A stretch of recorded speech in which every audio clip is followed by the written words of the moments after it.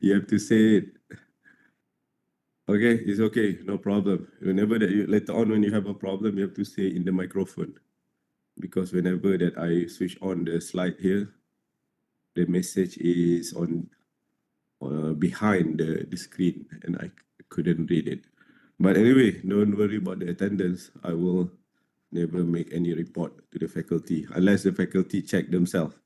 But me, myself, I never make any report to them. Yeah, because by rule, we can stop the student from entering the final exam. But we'll never do that. Okay, so without wasting time, I think we have to do it very soon. Maybe our class today will be finished early, so don't worry. We still have more time for the rest of the day.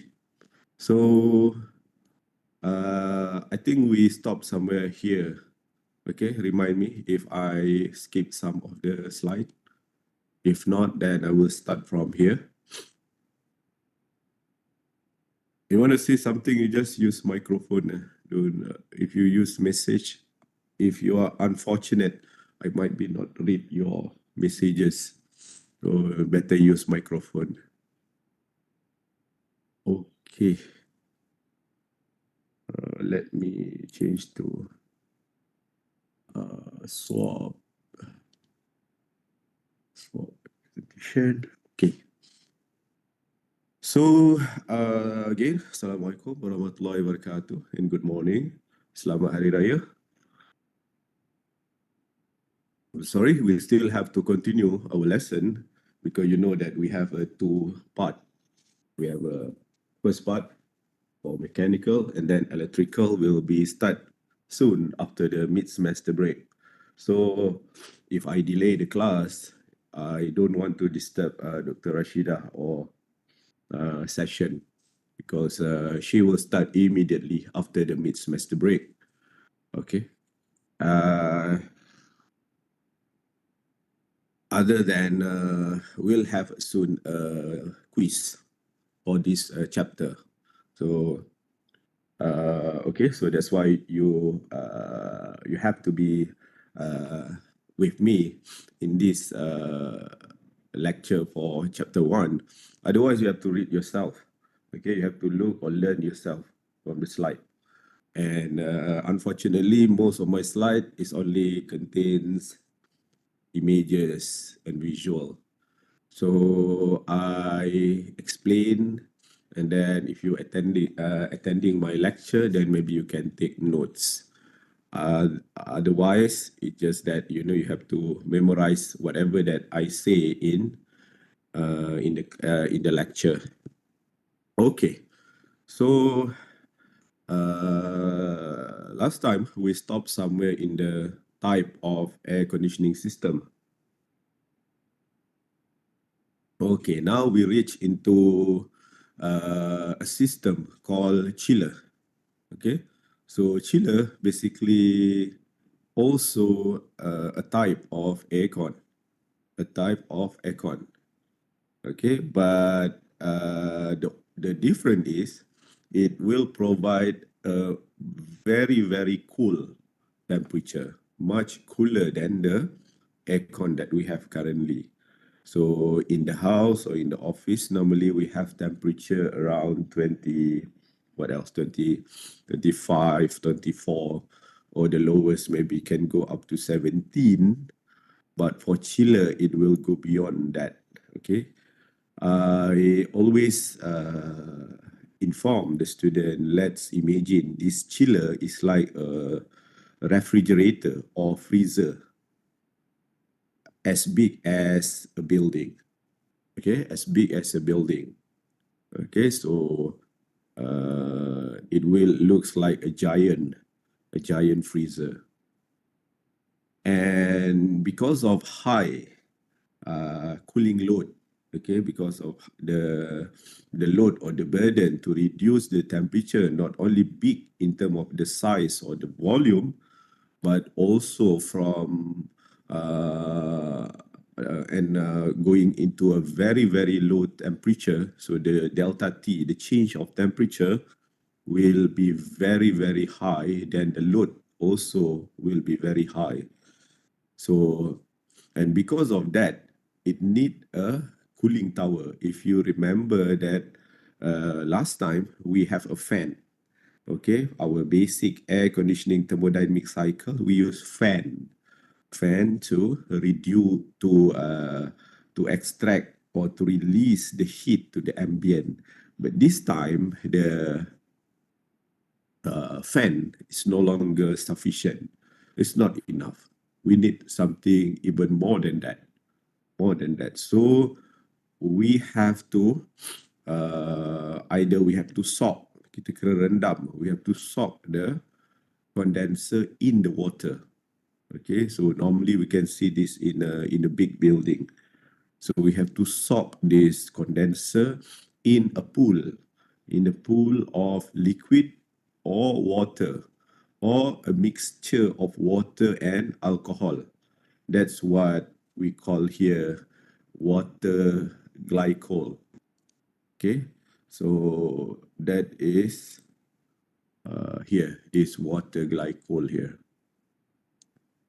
Okay, so these are the method to increase or to improve the performance or the capability of the chiller system because of high burden. Okay, so remember the two burden that I told you before. Not only in term one because of the size, and number two because of the temperature change is very huge or very high. So and then after the treatment, after the temperature treatment, then we have to disperse or we have to distribute. We have to distribute, okay, the cold fluid, okay, the cold air to the entire building, and that's why we need the piping or the ducting system. Okay, so ducting. Okay, what are the components? The other component are the same. We still have condenser, still have evaporator, still have compressor, expansion valve. Okay, we have a motor. So this motor inside the compressor. This is also not new. It's just that last time I'm not highlighting the motor, but every compressor, every pump must come together with motor. Otherwise, the pump or the compressor will not working.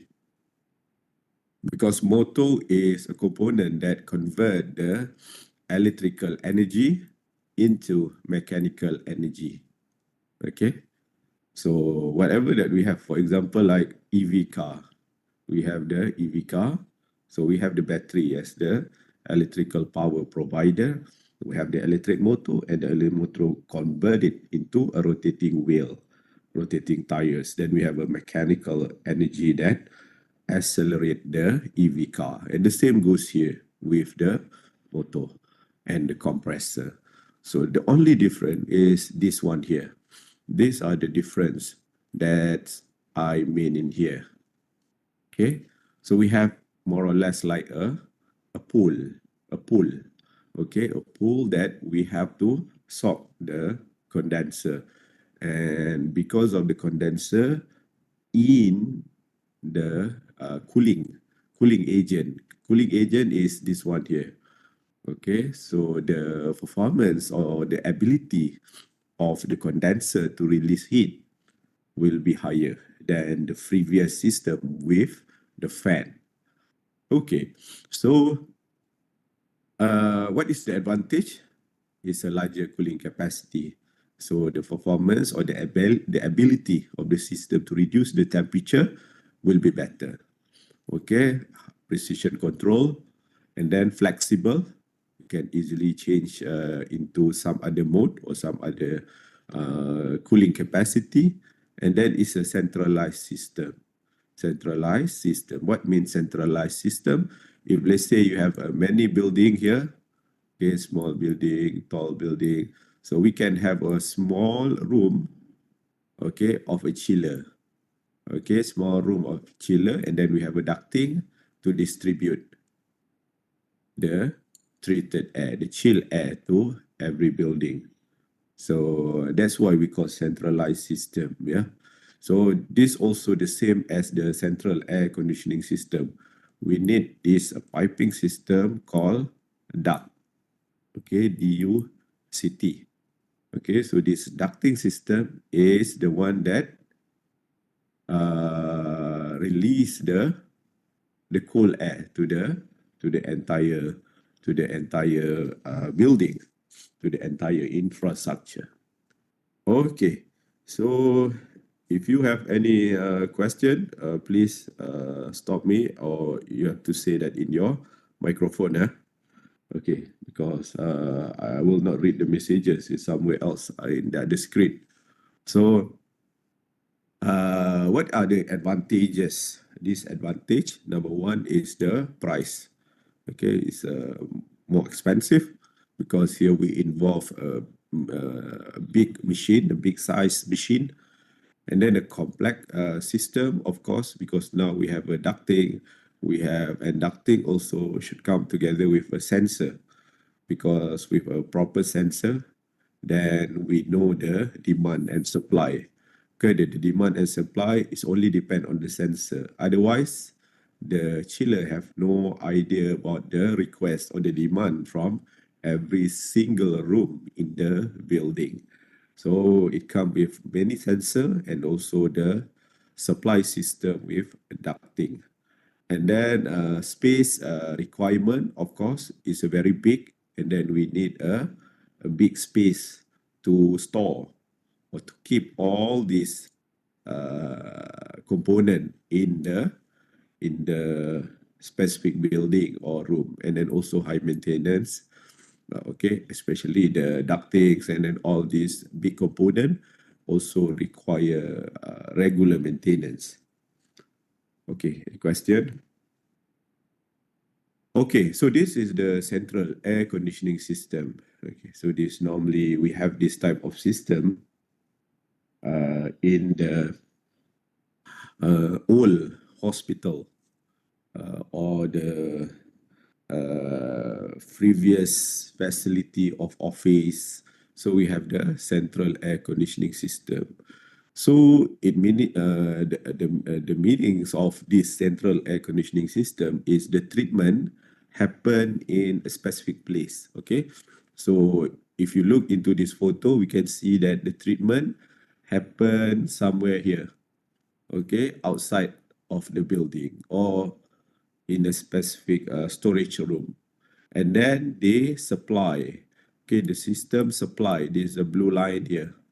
Send the treated air to the specific place. Specific place. Okay, so this channeling of the chill air or the treated air need a very good blower, or need a system that move the air through the ducting. This is the ducting. Okay, you might see this a lot, especially in the parking lot of a shopping complex. Okay, you can see this all stainless steel. I don't want to say that piping, but it's a big piping. Piping is something small in diameter, but this one, I don't know, it's like one feet diameter, satu kaki, 1 feet of the diameter. It's a big size, and it's not flowing the water or liquid, but we have a cool or hot air. So we also have something like this. This is a rectangle cross section of the ducting system. This are circle. Okay, so this is the facility that we use to accelerate or to move the air in the piping system. And because of that, we know that we need a system that accelerate or ventilate or flow the air. And that's why we need this. This is what we call blower. Okay, so blower and the motor. So this is one that absorb and blow, so that we have a ventilation, we have a movement of the fluid, either cool or the or heat. If going into, then it will be cool airflow. Suck out from the room, then will be hot air. So these are the one that make sure the channel of the fluid moving in a proper way. So we have this facility. So other than that, I would like to highlight here the sensor. So as a sensor, here we have the thermostat. Thermostat need to be installed in every single room in the building. And the thermostat will collect the demand. So that we knows the requirement. The air conditioning system knows the request or the demand of the room for a chill air. If most of the facility, the system or central air conditioning system not working properly because of the broken thermostat. Okay, broken thermostat. So we have two types of thermostat, digital and mechanical. So the traditional or the conventional thermostat is mechanical thermostat. So mechanical thermostat meaning that inside the thermostat it will involve some moving mechanism, and due to corrosion, due to age, sometimes the thermostat got stuck and then the system is not working. Then the air conditioning system lost the information about the demand in itself, every single room. So, and because of that, the scientists or technologists invent a digital thermostat, which is more reliable. Okay, digital thermostat, more reliable and long lasting. Okay, so it can last for longer and then it work better. Okay, so again, the supply here. Okay, the supply is depend on the blower motor and also through the ducting system. And most of the issue happen because of the leakage, bocor. Okay, so the leakage at the ducting system. So here you can see that we have many joint here. Okay, many joint. Sometimes at the joint we can easily get leakage, small hole that release the cool or the hot air to unnecessary place or space. So that is a problem number two. Okay, so while I'm giving a lecture, remember that you take notes because I'm talking about the problems that related with air conditioning system here. Other than the blower is not working, so if the blower is not working, the blower motor is not working, the air inside the ducting is not moving. It's not moving. It got stuck in the piping or in the ducting. That due to the broken blower motor. Okay, so what are the other disadvantage? Of course, is a high installation cost, the same as the previous chiller, because it involves long ducting, long duct work. Okay, long duct work. So because of the long duct work, it involves many joint, hundreds of joint, and then the joint after years of operation, it can easily get leakage, senang bocor. Okay, easily get leakage. And other thing is the zoning. Okay, we know that in the building, we have a different size of room. Sometimes we have a big hall. Sometimes we have a small room as small as a toilet. Okay, so how to know the demand not only in terms of the temperature but also in terms of the space, the size or the volume of the space. That also very challenging. So we have to know how big the size and how big the demand. Sometimes because of the misunderstanding between the size or the volume of the room, and that also cause or lead to inefficiency of the system. Other than that is a regular filter changes throughout the ducting system. We know that they are moving airflow, And somewhere inside the ducting system, we have a filter. We have a filter. Okay, so this is the same as our car aircon. Okay, car aircon. We know that the condenser, all the other system of the aircon we have at the frontal part. This is the traditional car we have at the frontal part of the car. And then through a ducting system, we can supply the aircon to the front passenger, and sometimes we also have to the uh, supply to the back passenger through the place somewhere in between the frontal seat. So that we have a filter that regularly we have to change for the car aircon. Otherwise, sometime if let's say they're too early, then you can just clean it. You can just pull it out, and then you can just blow with a blower and so on. Okay. Other than that, we have a professional tune up. This is very difficult work. We require expert. So they have to check the tuning of the sensor to make sure that the sensor and the chill air supplier, they are communicate properly. They know what are the amount, the system know what are the amount of the supply that need to be sent. So they are need to be tuned properly. Okay, and then the ducting system also need to be clean. Let's imagine that we have a ducting system here that operate for years. Of course, inside there we have corrosion, we have that insect, what else? Dust, old spider webs, whatever small droplet of dirty water or dirty moisture, everything we are going to have that inside the duct.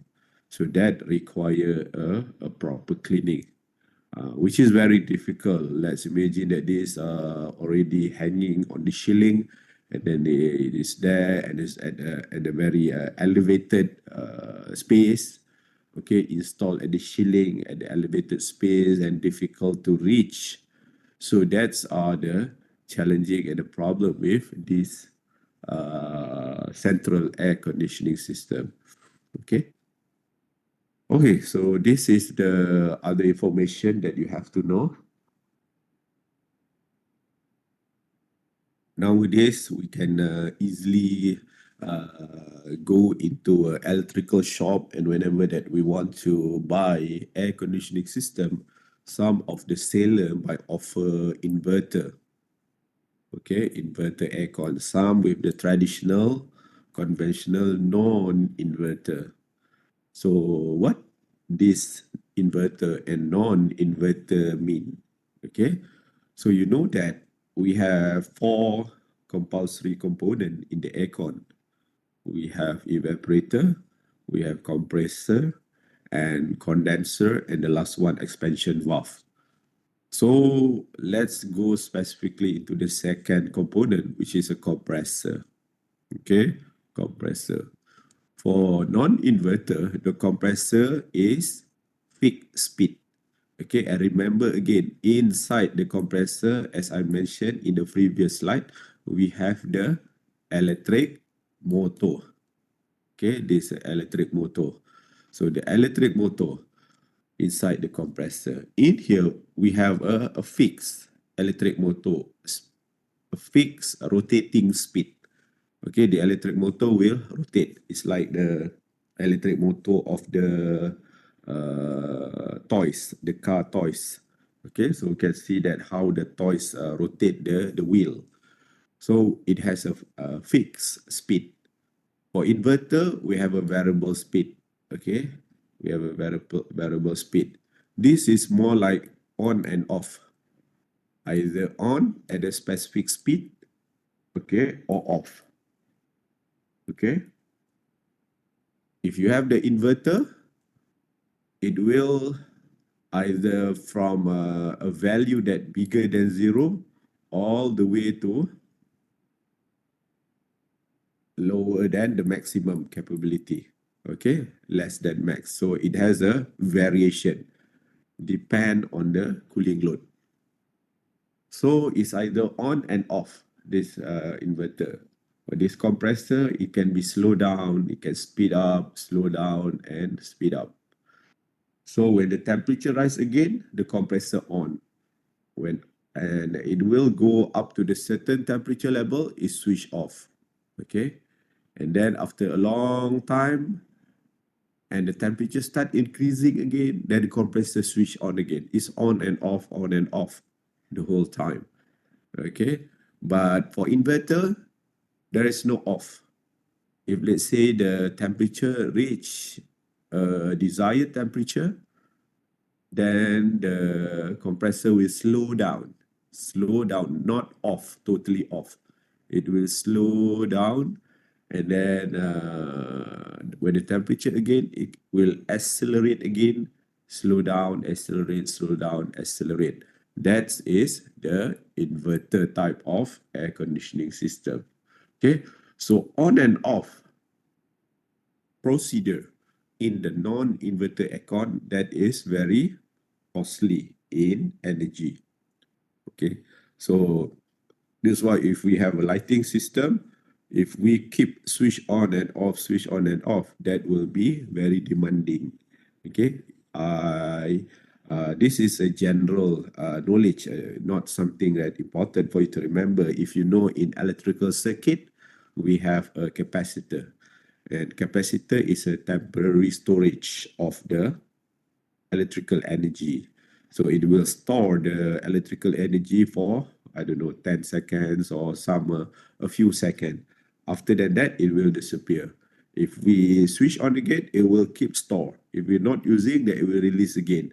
So we waste the energy through the capacitor, for the example. Okay, so on and off. But if we have a continuous operation, every day we run our aircon for 12 hours, okay, non-stop. Then inverter is something very useful. Okay, but if we only use aircon for 1 or 2 hours and then we stop, we're going somewhere else, going to the school, to the office, to lecture, whatever that we want to, then the non-inverter system is more efficient. Okay, so inverter is something that beneficial only for continuous operation because it's more stable and consistent, higher energy, and then more quiet. Okay, more quiet because this inverter system will not start from zero. This always start from zero all the way to the maximum. Okay, here will not start from zero. The non-inverter will start from a certain value. Non-inverter always start from zero. And you know that the system, when it want to start from zero, it will be very demanding. It will very difficult. Everything, all the electric motor must start at the maximum load. And that's why it a little bit noise, but okay, compared to inverter, it's more quieter. And then also the compressor will last for longer. Okay, any question about the inverter? So this you have to know, okay? So inverter nowadays, not only in the aircon, but also we have the inverter in refrigerator. Refrigerator is, I think, more beneficial to have inverter system because refrigerator will continuously operate compared to aircon. Okay, any question? Okay, if not, then we go further.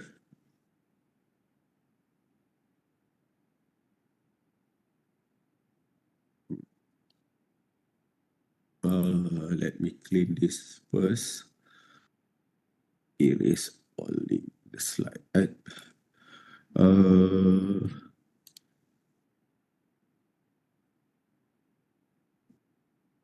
How to clean it? Erase. Okay, I don't know. I try to clean up the The slide. Erase all ink on the slide. It's not working. Okay, anyway, no problem. So we have a zoning, okay, because of we have a long ducting system in the central air conditioning system. We might come across into a junction like this one here. This is a junction. So we have a 3 junction. Sometimes we have a T junction here. So because of that, we need some more or less like a door. It's more or less like a door, opening or the closing door inside the ductwork. Inside all this big ductwork, we need some opening door or closing door. Okay, so because we have to know the demand of the building. If let's say the demand is sufficient, then we can close the ducting system. Okay, that's more for energy saving and then the more flexible. Let's imagine that we have a shopping complex and we have a small central air conditioning system. Maybe some of the room will still operate during the day. Some are less demand, so they can halfly close the ducting system. Okay, so that's why we need this zoning system. This they call it damper. Okay, this guy here called damper. This machine here, damper, is more or less like a door. This will close and open the chill air. Okay, so remember the word. This is a damper. It's a motorized damper, so meaning that if you can see that here we have the door that I mean here. So this is the door, and then we have the motorized. So the motorized, this system will control the opening, either fully open, half partly open, or fully closed. So the motor here will control that opening. Okay, so this important for a building. It's a beneficial for building that consists of many rooms, many zone, and also different space. Okay, so this is a air handling unit. So normally we'll see this type of facility in a big building. They call it AHU room. AHU room. So this consists of a complete machine to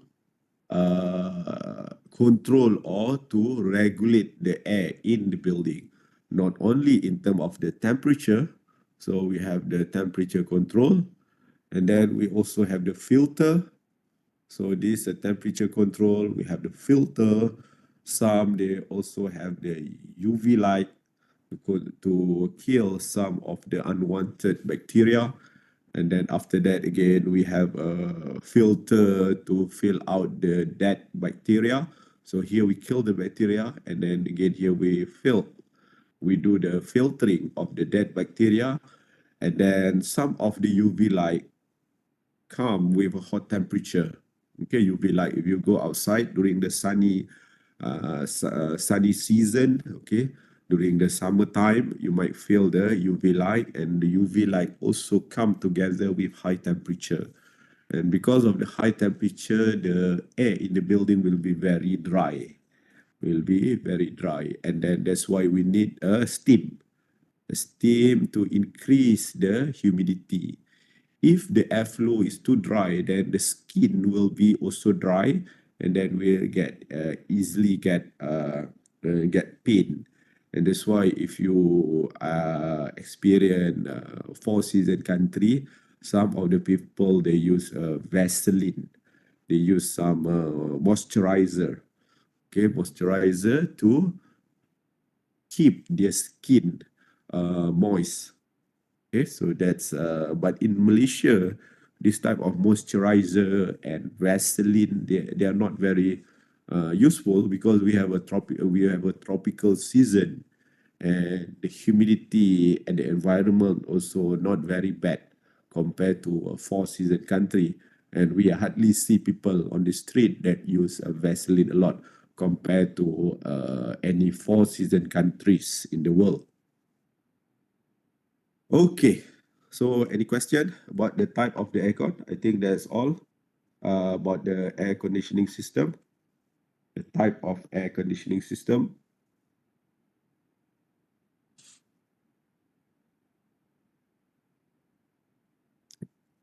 Next, we are going to learn about the humidity. Okay, if you have any question, please say it, and then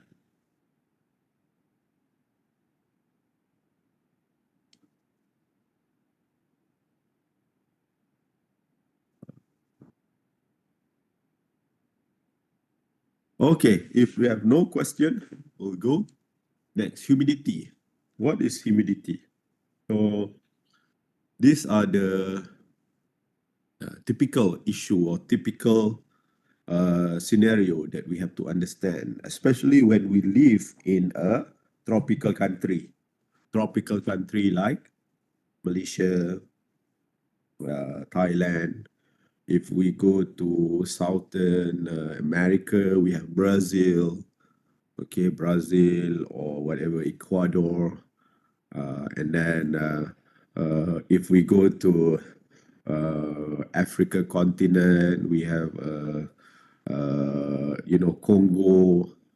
So many people misleading that thought that Africa is a continent that only fill with desert, okay, which is wrong, okay. So normally at the equator of the globe, at any continent, we have a tropical weather, and that's why we have all these, through the film we have all this gorilla, we have safari. So these are the indicator that at that place they experience a tropical weather, tropical condition. Okay, like in Amazon jungle. So we have in Malaysia, in Kalimantan, Thailand. Thailand is only part of that. Okay, if we go slightly to the west, we have like some part of India. Okay, so these are all uh, a place that receive a tropical weather or tropical condition. So what is the issue with a tropical or the people that live at the equator?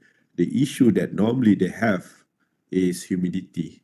Okay, temperature at this place are not very aggressive or excessive aggressive because they are not very too cold and they are not too hot. Okay, so they are somewhere in the middle, around 30 degrees Celsius, 29, 28. But the big issue normally come with humidity. So what is humidity? Humidity is the water vapor. It's a water that exists in term of gas, in term of small droplet of water that floating in the air, floating in the air.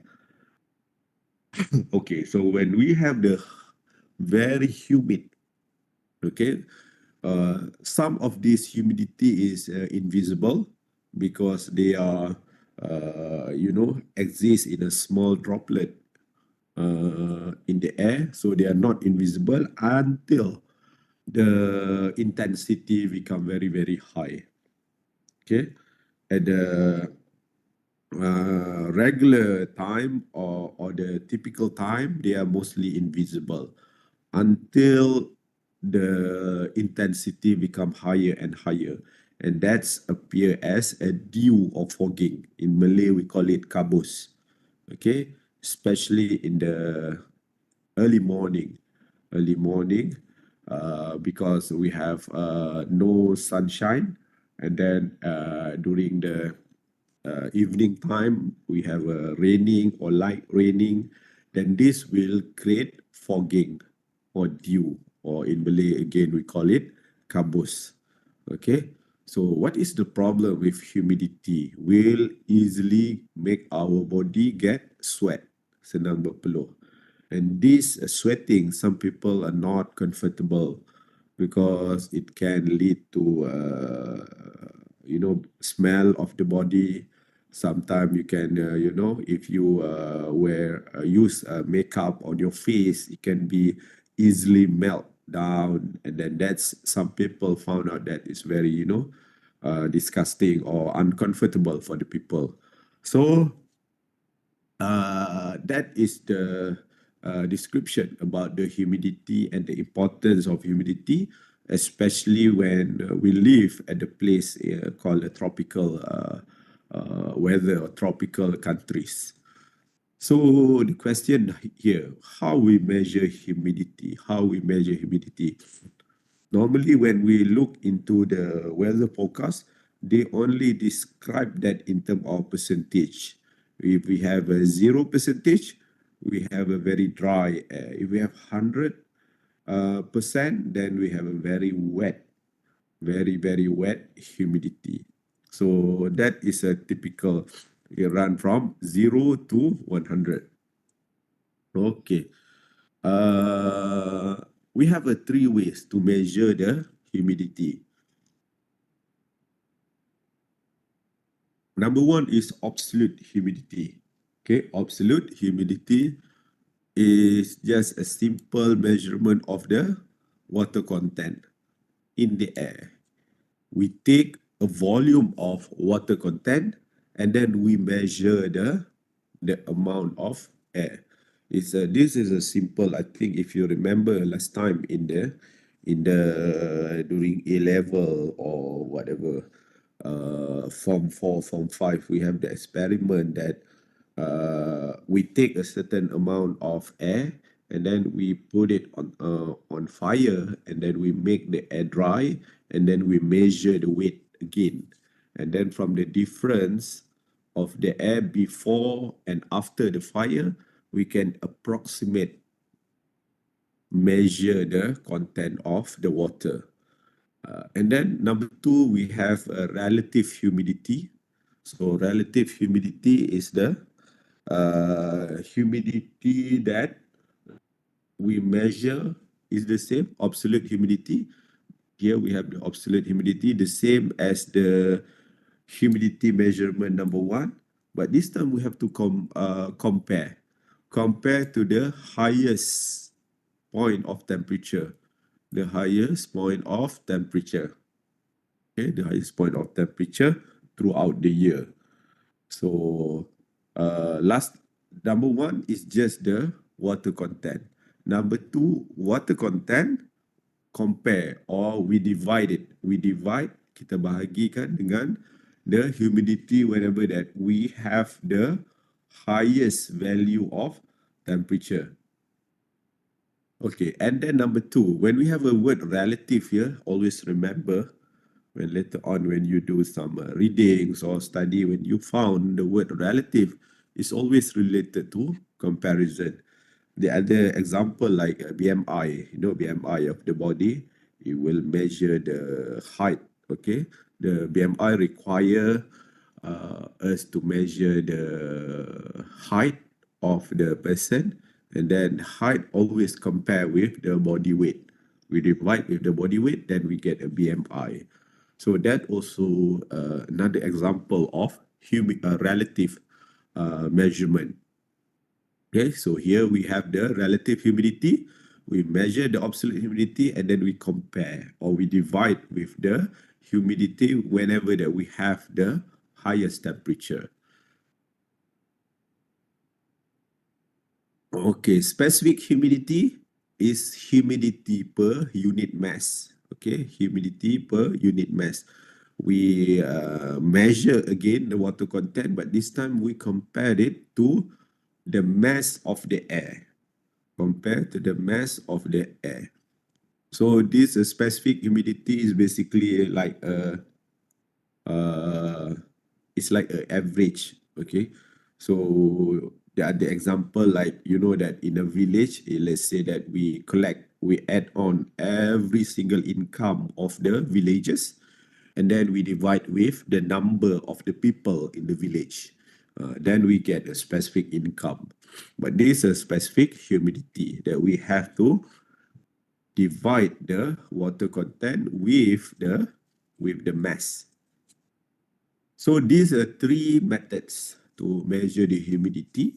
I repeat again, absolute humidity is just the water content, and the relative humidity, water content, we compare with the humidity whenever that we have the highest point of temperature, okay? And then we have the specific humidity, is again the water vapor, but this time we have to compare with the mass. Okay. Okay, we are done with humidity. Now, how to measure temperature? How to measure temperature? So this is a very important measurement for the aircon. When you have aircon, we control the temperature and we control the humidity. Okay.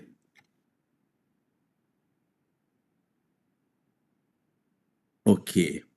So measurement number one, temperature measurement number one is a dry bulb temperature. So dry bulb temperature, these are the ordinary temperature measurement. So these are the regular measurement that we use to measure the temperature of our body. Remember that we use thermometer, we use the infrared thermometer, okay? We we shoot the infrared to the forehead of people during last time during the pandemic. So these are the measurement called a dry bulb temperature. Normally we just call it temperature measurement.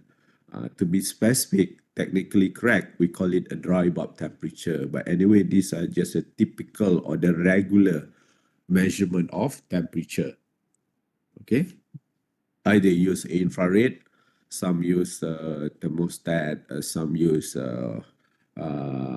thermometer. So these are the typical measurement of air. And then we have here a wet bulb temperature. Okay, wet bulb temperature. So it's the same as a temperature measurement, but temperature of what? It's a temperature during adiabatic saturation. Adiabatic saturation. So what is this adiabatic saturation? This come from a thermodynamic process. I don't want to spend details. This is a very difficult topic in thermodynamic, but as a civil engineer, it's enough that you know the adiabatic saturation is the temperature that water convert into air. Water convert into gas or vapor, okay, through evaporation process. Okay, so that happened. These are the temperature or wet bulb temperature. So you have to know what is the temperature whenever that water evaporate to gas or to air. So these are the wet bulb temperature. Okay, these are the wet bulb temperature. We have the experiment here, but that's not very important. But if you want to know how to get the value, how to get the wet bulb temperature, this is the method. This is the method or the experiment that we can use to get the wet bulb temperature. But wet bulb temperature, I repeat again, is the temperature that convert water into air or gas. Okay, how it happened? Through the evaporation process. Through the evaporation process. Okay, and then measurement of temperature number two. Measurement temperature number two called dew point temperature. So it's the same, it's the opposite of wet bulb temperature. It's the opposite of wet bulb temperature. Temperature, okay, which water vapor or gas condense out to the air. Okay, condense out to air. It returns to the opposite of wet bulb temperature. Okay, so these are the three methods of temperature measurement. Okay, the previous slide, this is how we measure humidity. This is how we measure the temperature. Okay, it's not important. So the next slide is uh, method that we need to know how to use a psychometric chart here. This is a psychometric chart. This is the psychometric chart. It's a quite elaborate type of chart. So why we need this chart here? Because condition of the air rely on many things. Okay, air depend on many variable. It's not only about a single variable, not only about temperature. Air also depend on the energy of the air. Air also depend on the humidity of the air. Air also depend on the volume of the space. Air depend on internal energy. So there are many dependencies. There are many dependencies, and that's why we need this multi-axis chart. Okay, so the traditional or normally we know graph only consists of x and y. X and Y. The vertical one is the y-axis, and then we have x-axis in the vertical. But this time it's not enough to have x and y only. We have more than two. I know altogether maybe 1, 2, 3, 4, 5, 6, 7. It's many. It's more than five axes altogether. But this is very important graph for us to understand the condition of the air. When have somewhere in the middle, okay, we try to achieve the comfort air will stay somewhere in the middle of the chart. We look here, you can see that here. So these are the comfort zone. These are uh, the classification, okay? So the standard graph gonna be something like this, but if we put it in the zone, gonna have something like this. So the comfort zone will stay somewhere in the middle here. If we look into here, it should be somewhere here. So this is the comfort zone, the zone that we feel comfortable. Okay, so before we learn how to read this chart, let's take a 5 minute break so that I can figure out how to clean first the chart, because here I have the some some sketch from the previous class. So let's have a 5 minute break.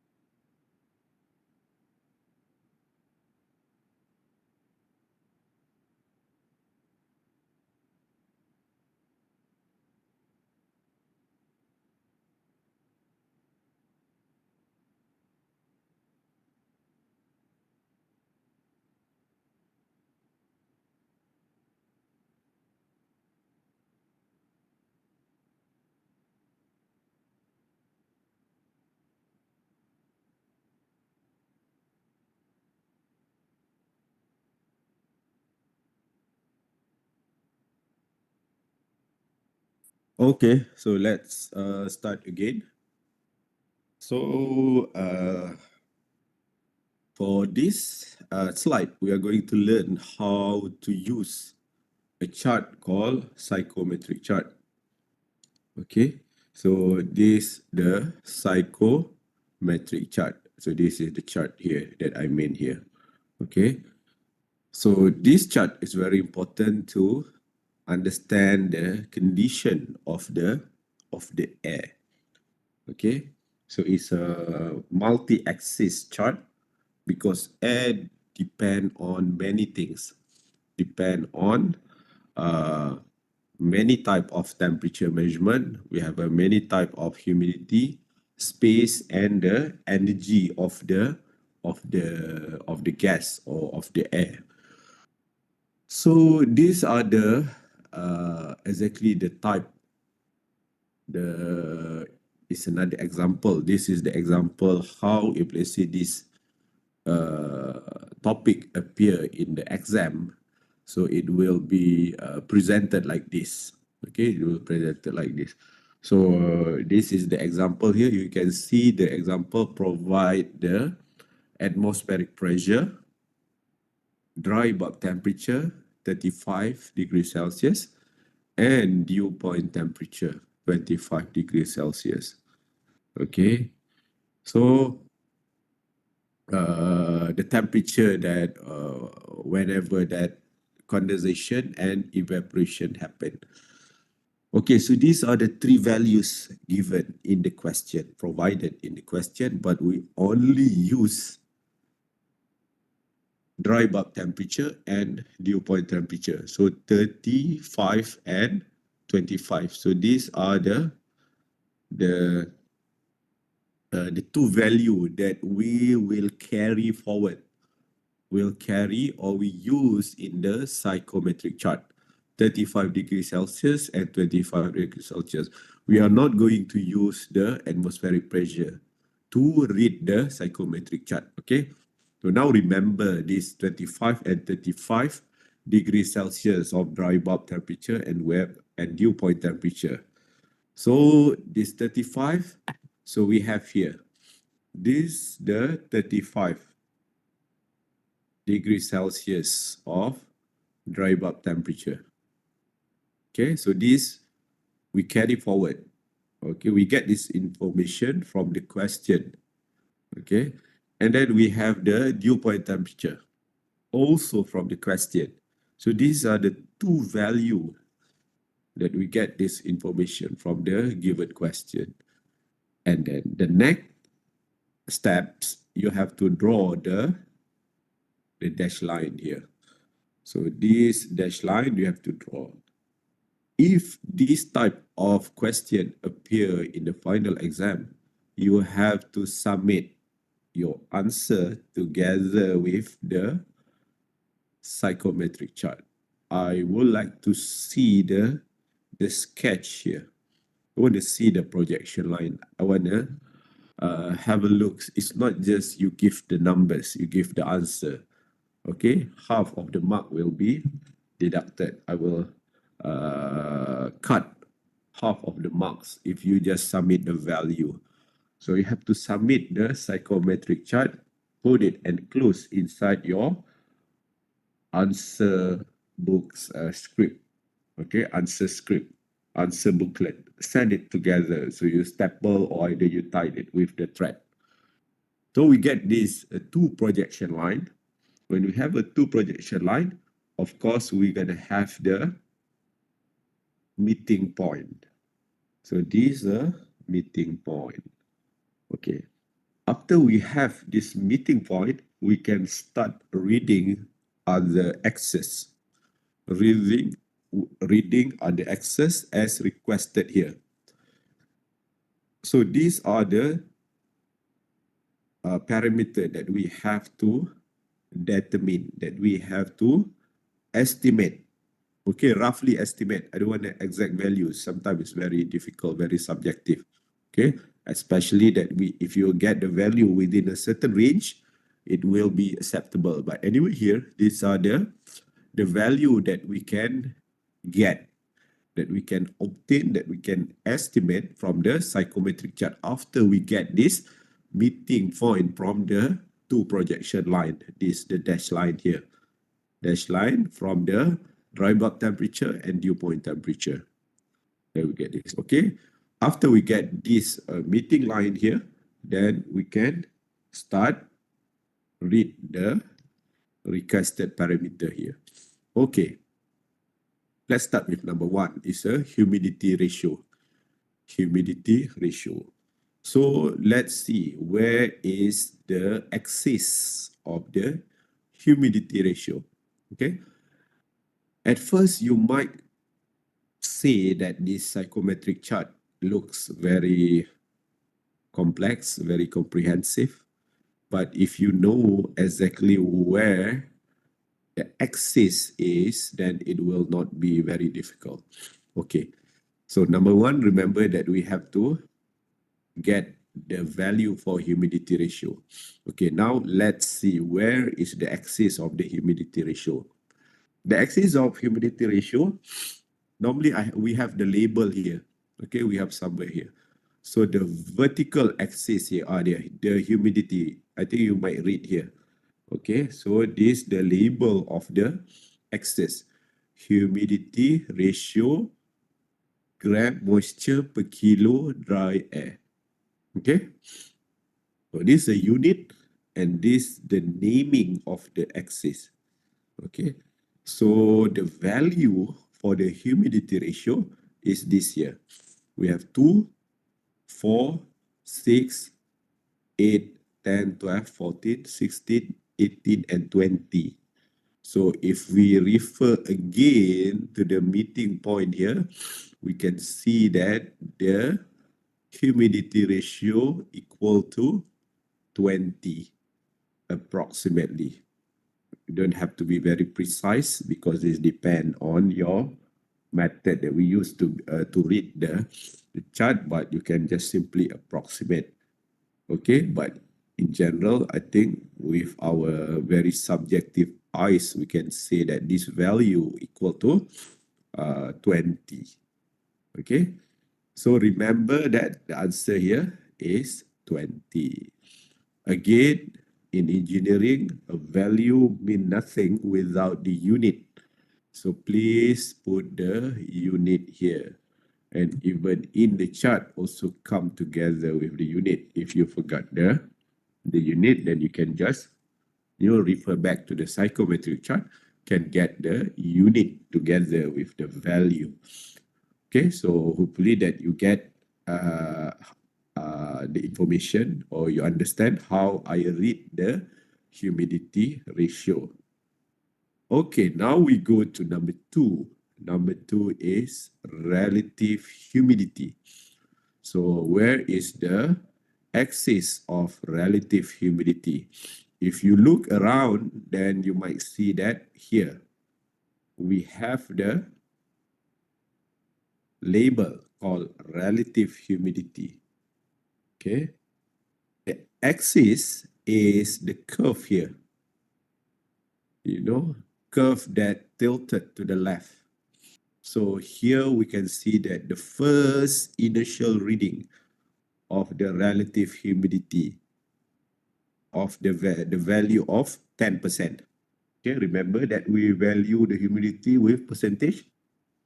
0 is the dry air, 100 is the very moist air, very moist air. So the first reading that we can have from the psychometric chart here is a 10%. Okay, 10% of air, 90% of air. Okay, so 10, 90. 10% is water and then 90% is dry air. Okay. Then the second reading, we have 20. So the axis will start from here all the way to the left. You can see that this here. And then we have 30% here. Okay, it starts from here all the way to the left. And then we have 40%.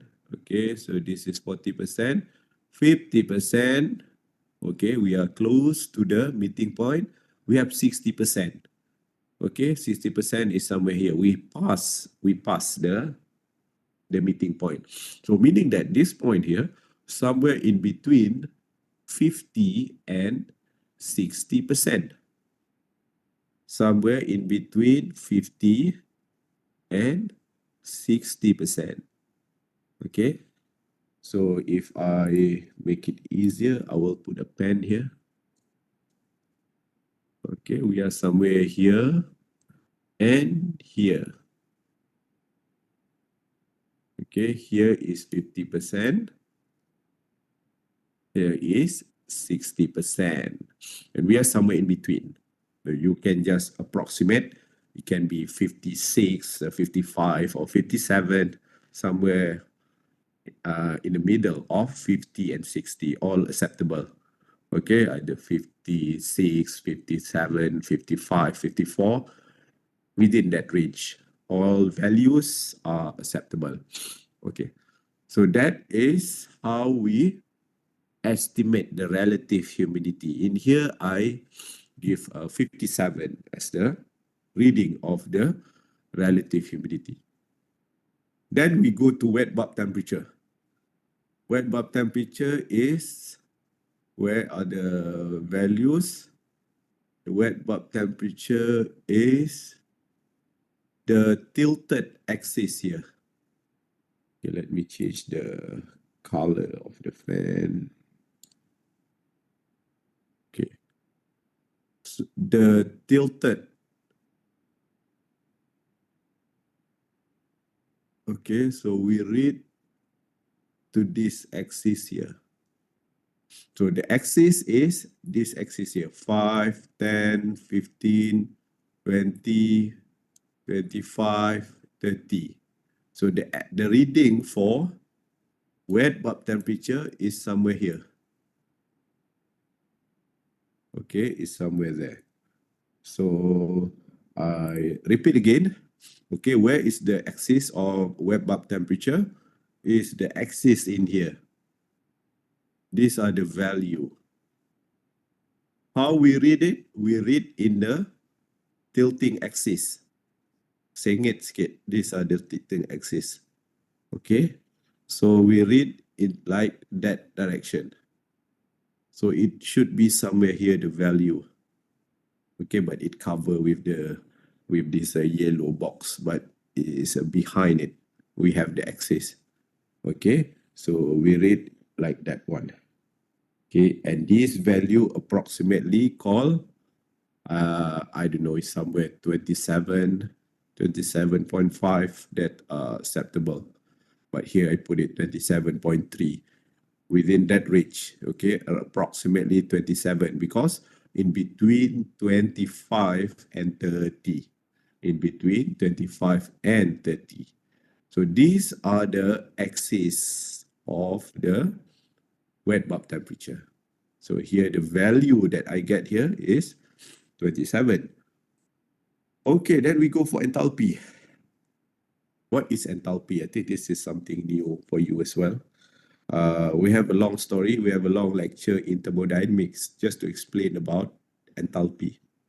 Enthalpy is a combination of the internal energy of air. So every single molecule, every single atom in this world contains energy. Okay, every single thing, every single molecule, every single atom, they have an internal energy. Okay, and this internal energy exists when the temperature is bigger than 0, not 0 Celsius, but 0 Kelvin. Okay, 0 Kelvin. So what is equivalent 0 Kelvin? So 0 Kelvin equal to, this just for additional knowledge, it will not be examined, okay? So we have a 0 Kelvin equal to minus 273 Celsius. Minus 273. I think there's no living creatures that can live with in this very, very low temperature. Okay, this minus 273 Celsius will be equal to 0 Kelvin. At this 0 Kelvin, we have a 0 enthalpy. Enthalpy, we use H as a notation, 0H, okay? So additional knowledge, if you know that this is one YouTube video, some people, they store a dead body, store the dead body in a chamber, in a very cool chamber. This you can have that in the YouTubes. Some people believe that if they store their body in this cold temperature, whenever that they died before, later on, we never know, soon in the next whatever hundreds or 200 years, when science and technology become better, we can revive a dead body, live, or life again. Then we can pull out this body from the cold chamber, and then we can do some whatever treatment to make this human alive again. So that chamber is a 0 Kelvin temperature. So at this place, inside this very cold temperature, they believe that we can conserve the dead body, so that later on we can make it alive again. And that's why they keep in a very cold temperature, to be specific, at 0 Kelvin, to make sure there's no bacteria alive, no virus alive. They just simply they pause, they stop the body, and they store that. Okay, and that chamber in here, just additional knowledge, is a 0 Kelvin temperature. Okay, so now back to the story of our psychometric chart. We have to estimate the enthalpy value. Okay, where is the axis of enthalpy? Okay, if you notice that we have here enthalpy. Okay, where are the value? So this 20, 30, 40, 50, 60, 70, 80 is somewhere behind the yellow box, and then 90, hundreds. And this approximately, I don't know, 80 something, in between 80 and 90. So 80 is somewhere here, 80 covered by this yellow box.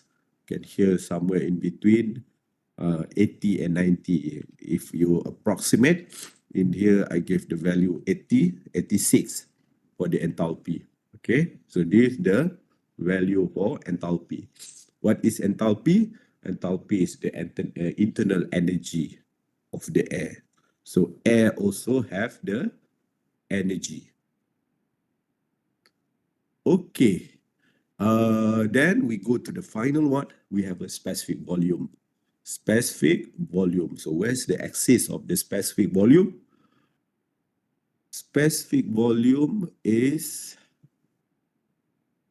this axis here, 0.78, 0.8, 0.82, 0.82. So this, the tilted axis. This axis here. This axis here. This.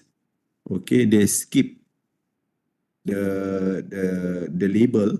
Okay, they skip this one here. They skip this one. Here we have the 0.84, and then skip this label, 0.86, 0.88, and here 0.9. And then the next label is 0.82. Okay, these are the skip axis. These are the skip axis with a label. So in between, the skip label is 0.91. Okay, 0.91. This is 0.91. So the axis here in between 0.9 and 0.91. So in here, I approximate equal to 0.90. Okay, so the axis, again, I repeat again, the axis is here. So here, 0.878, 0.79, no label, skip axis, 0.8, 0.81, 0.82, 0.83, 0.84, 0.85, 0.86, here we have label, 0.87, 0.88, 0.89, no label, 0.90. Okay, so this is the axis. Now we are getting closer to the meeting line here, just approximately bigger than 0.9. And this is the specific value that we can use for. Okay, that's all the 5 parameters that we can estimate from the psychometric chart. So this type of question appear in exam, it can easily get 10 marks. So every estimations, you'll get 2 marks. Okay, 2 multiplied with 5, then we get 10.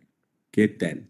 But remember, the mark 10 will come together if you show the method how you get the value. So I want to see this projection line.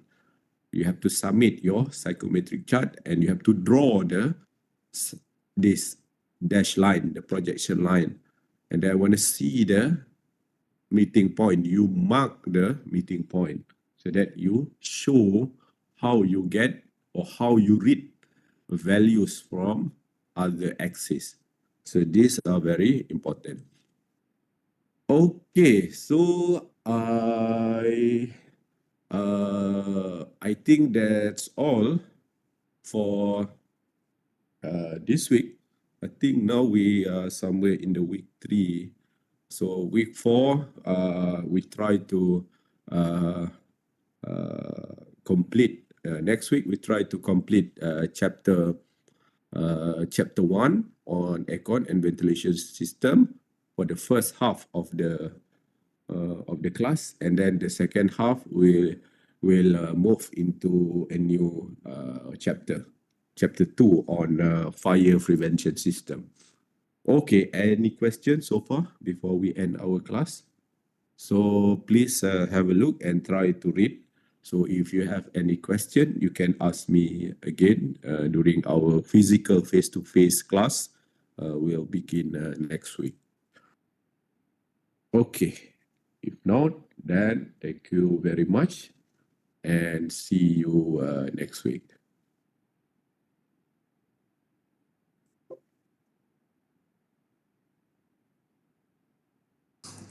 Thank you, Doctor. Doctor? Doctor? Okay, yes? I couldn't make the scan for the QR code. It's okay, no problem. I deactivate the QR